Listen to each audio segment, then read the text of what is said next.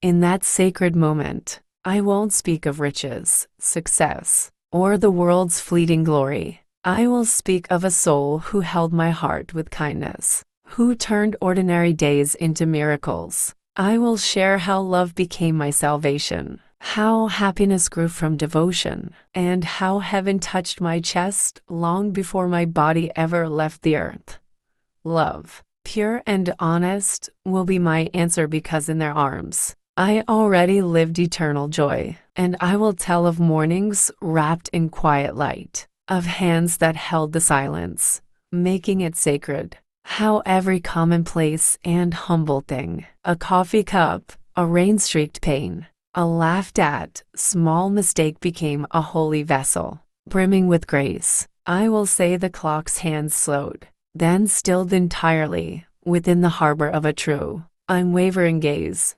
I'll recount the alchemy of simple presence, how breath aligned with breath could mend all fractures, how a single glance could quell a rising storm, and in the space between two hearts, a universe of unspoken hymns and boundless peace took form.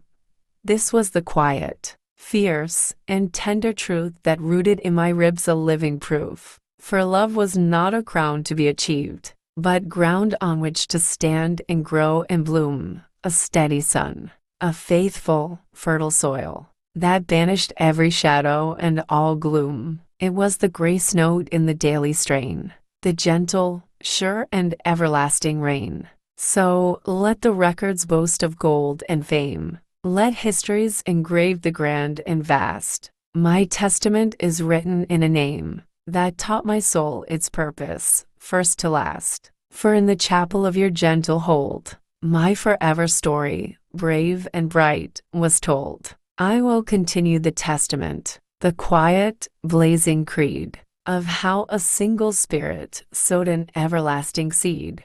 I'll speak of winter, evenings when the fire drew us near, and silence was a language only our two hearts could hear. Of storms, we watched from window seats, safe in our steadfast ark. Your fingerprint upon the glass, your spark meeting my spark.